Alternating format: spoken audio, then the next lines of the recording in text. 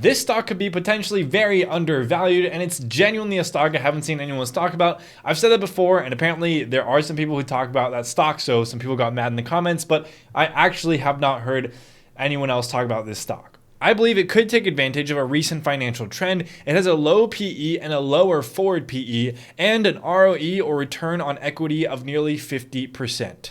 Now, I already know what the comments are going to look like in this video if I don't make this disclaimer, so please do pay attention as I make this disclaimer right here. I want to be really upfront and transparent about it. Now, the stock I'm discussing is a microcap stock. It's a market cap of just 110 million, and that is very small for any publicly traded company. I have been accused by some in the comments of quote, pumping stocks, even in my last video where I covered a stock with a $21 billion market cap. And I'm completely flattered that you think I could have so much influence as to move something that big. So with the stock I'm talking about today, with a market cap of 110 million, the ticker is ELA, the company is Envela Corporation, I want to make a few things very, very clear. First of which, if you're newer to investing or not quite confident in your own research abilities quite yet, you should definitely try and stick to more large cap or mega cap companies, which are generally safer because they've already reached a stage of somewhat maturity at that point, or they've been through a lot as a company, versus a micro cap where you have to do a lot more digging and there's potential for fraudulent numbers or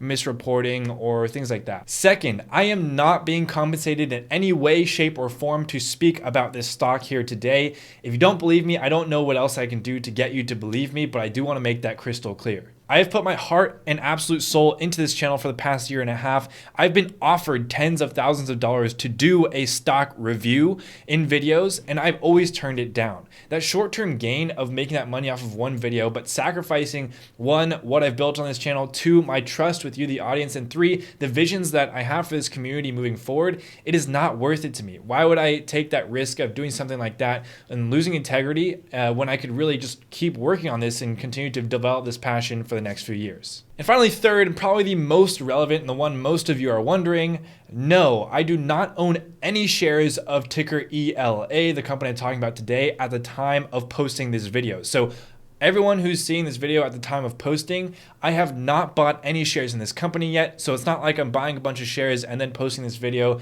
about my research. I'm genuinely just trying to share an interesting opportunity with all of you, but I've not done enough research yet to quite buy in with full confidence. This is also why I'm posting this on a Friday, so that people have time to do their own due diligence and not just buy this out of FOMO or because they heard me mention it. So again, clear as day, before we move on to the video, for the people in the back who didn't hear it, one, I do not own any shares of this stock at the time of posting this video. Two, I'm not being compensated in any way, shape, or form to talk about this stock. And three, I am not recommending or suggesting you buy this stock in this video at all. I'm sharing my initial research and why I think it's an interesting opportunity that could lead to an investment eventually. Okay, let's dive in. Give me the format. Only got two things on the agenda today. First is an overview of their business, and second, we're going to be looking at financial metrics, risks, and valuation altogether. So Envela Corporation is actually a holding company that is considered an emerging leader in the re-commerce space. So a holding company is a company that has controlling interest in a group or selection of other companies. I'll show you which ones Envela operates in a minute. And re-commerce, R-E-commerce, is just a fancy word for the reselling of previously owned goods, and apparently the industry has recently begun to thrive in new marketplaces. Their core segments are retail stores, e-commerce, demanufacturing, recycling, IT asset disposition or ITAD, and reverse logistics. Specifically for retail services, they specialize in buying and selling jewelry and bullion products for individuals, institutions, and dealers. This is partially what got me interested in stock in the first place. You see, that's because I believe the rich certainly got richer over the past year and a half because stocks, real estate, they're all at all-time highs. Money has also been flowing like crazy in both public and private equity, and this has led to plays like HZO, a yacht company, and Farfetch, a high-end retail play, to skyrocket over the past year. I actually looked into HZO for this exact thesis probably 10 months ago, but by then it was already too hot at the time. However, it's actually trading at a PE of 7 and has been consolidating for a while now now, so it's actually looking kind of interesting. But anyways, so the theory for Envela is that they deal in jewelry, precious metals, and bullions, which could be seeing a rise in demand as wealth increases, but this is definitely an area of further diligence for me. And to wrap up, their commercial services are essentially services that help companies reduce waste and protect intellectual property and brand value. One example of this would be maximizing the lifetime of electronics that are rather old and ensuring that their data is secure.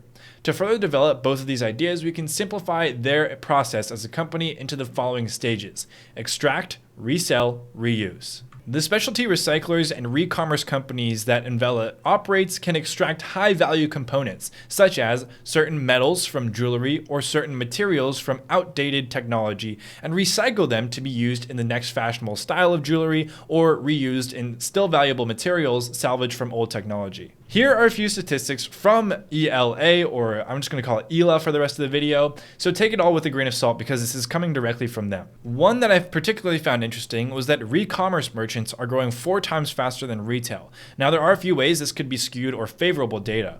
For example, retail is probably a more mature industry, whereas perhaps re-commerce could be currently having a surge or maybe discovering new sectors to grow in, and it's much easier to grow an emerging sector exponentially than it is for a mature one. So again, always keep a skeptical lens, but it's interesting nevertheless. Now, as for the holding companies, their revenue mainly comes from 2 companies, Dallas Gold and Silver, or DGSE, and ECHG Sustainability. Their other holdings are below on this slide as well. Now, I'm not quite convinced that they do have a strong competitive advantage or moat to the business at the moment. Most of the things in this fancy chart here, again from their investor presentation, are somewhat standard and to be expected of any business in their position. I guess one legitimate advantage could be a network of partners to quickly sell and move inventory, which in this niche segment is important. I'll also say that most of their presence seems to be in brick and mortar, as they're a more old-fashioned company, and their e-commerce presence is still there. It has to be due to the recent lockdowns, but it is not quite as strong as I would expect. Now, when looking at these 2 main revenue segments, one great thing to see is that their margins have improved in both categories for both companies, except for resale of whole goods and ECHG.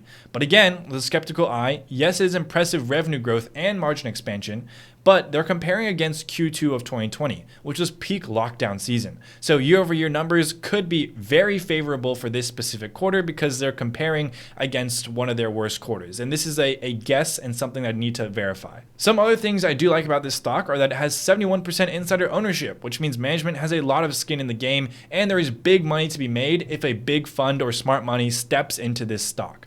Additionally, they are forecasted to generate more revenue than the current market cap of the company, and they are consistently profitable.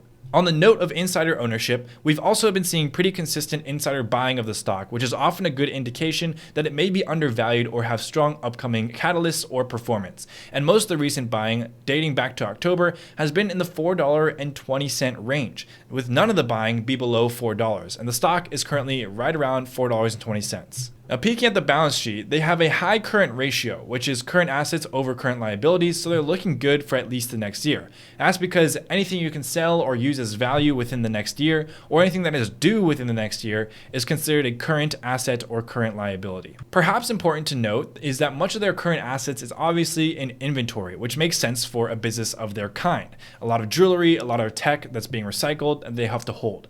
But they do have $8.1 million in cash and $8.2 million in liabilities. So even if every single facility they had was robbed blind, they should still be okay for the next year.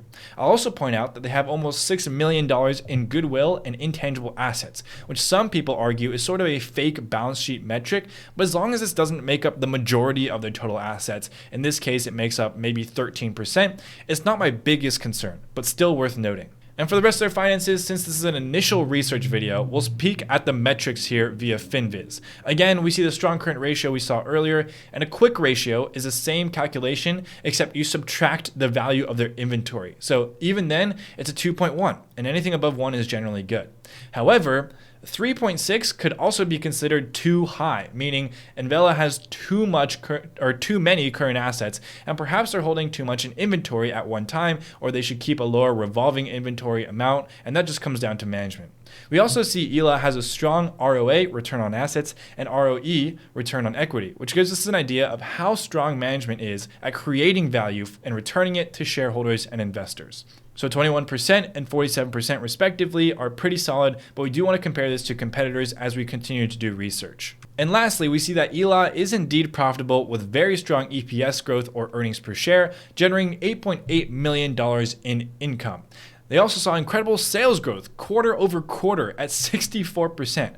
My guess or hunch here is that there is some sort of one-time recognition of revenue, or if there wasn't, their business is just growing incredibly fast at the moment. And finally, for some risks and valuation. So we're going to compare these to their peers in a moment, but for now, they have a PE or price to earnings ratio of 12.6, which is relatively low for this market today, and a forward PE of 9.26. And forward just means that we're looking at forecasted earnings to calculate that ratio. We want to generally see forward PE less than the current PE or trailing 12 months PE because that indicates an increase in future earnings. Hopping back to ELA's slides, they actually compare themselves to other re-commerce companies in terms of valuation. At the bottom, they show a price to earnings of 15.2x because this presentation was made when ELA was trading at a higher price than it is today, but it all should be relatively accurate and recent, and that just means it's a cheaper stock for us now, which is great. So when compared to the RealReal, ThreadUp, Poshmark, Winmark, and Lee Cycle, ELA actually looks quite inexpensive. It looks quite cheap. Four of the competitors are not even yet profitable, so they have no PE ratio, and the PE of Winmark is 22x versus ELA's 15 here on the chart, or what we saw more recently is actually 12.6x. And in terms of EV to sales, which is enterprise value to revenue, ELA is again clearly the cheapest. That said, one great reason ELA or ELA could be so cheap is because they're much more integrated into today's modern online society. They have a much stronger e-commerce platform and presence than ELA or Envela Corporation. Additionally, most of them deal in clothing and luxury clothing, which is much more popular and frequently shopped, versus ELA, which deals in precious metals and IT equipment, which is not the sexiest industry at all. Those two key differences can actually shed light on perhaps the reason why ELA looks so cheap compared to these companies, a lack of e-commerce presence compared to the others, and the actual sector that they're in for re-commerce. So for risks, I think the biggest one is, again, the fact that this company is a micro cap stock. It is very, very small compared to a typical company that you would invest in the public markets. So just make sure that you are really sure on your due diligence. And if you're not, no worries. If you want to learn how to do your own due diligence, you can join an investor community where we literally have weekly live lessons with Nick, our fundamental analysis mentor,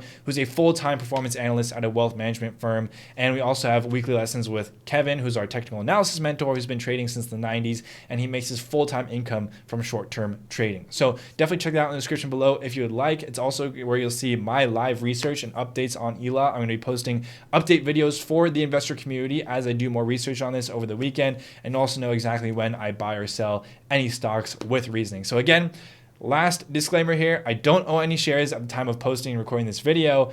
I'm not recommending it as a buy. At the time of this video, I'm still doing research, and just be careful with the risks involved. So if you're watching this point in the video, you are the real MVP. Don't forget your peace and thank yous.